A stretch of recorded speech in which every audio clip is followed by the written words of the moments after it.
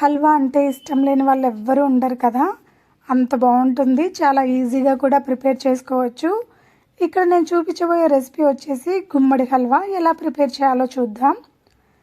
ఇక్కడ నేను స్వీట్ గుమ్మడి అయితే తీసుకున్నాను. దీన్ని సన్నని పొడవాటి పీసెస్లా కట్ చేసి పీలర్ లేదా చాక్ తోటి లోపల ఉండే విత్తనాలని, పై ఉండే తొక్కను తీసేయాలి. తర్వాత చిన్న చిల్లులున్న గ్రేటర్తో తురుముకోవాలి. నాకు ఇక్కడ 2 కప్పుల గుమ్మడి తురుము అయితే వచ్చింది. స్టవ్ వెలిగించి ప్యాన్ పెట్టి 3 టేబుల్ స్పూన్స్ నెయ్యి వేసి డ్రై ఫ్రూట్స్ని దోరగా వేయించి పక్కకు తీసుకోవాలి. అదే ప్యాన్లో గుమ్మడి తురుమును కూడా వేసి 4 నుంచి 5 నిమిషాలు లో ఫ్లేమ్లో పెట్టి ఫ్రై చేయాలి.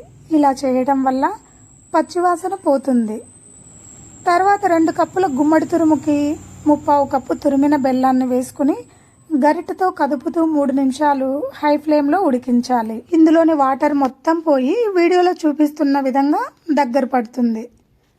2 నుంచి 3 టేబుల్ స్పూన్స్ నెయ్యి వేసి కలుపుతూ కొద్దిగా ఇలాచీ పౌడర్, చిటికెడు సాల్ట్, వేయించి పెట్టుకున్న డ్రై ఫ్రూట్స్ వేసేసి ఒకసారి బాగా కలిపి పక్కకు దింపేయాలి. అంతే, గుమగుమలాడుతూ నోరూరించే గుమ్మడి హల్వా రెడీ. నచ్చితే సబ్స్క్రైబ్. Bye bye.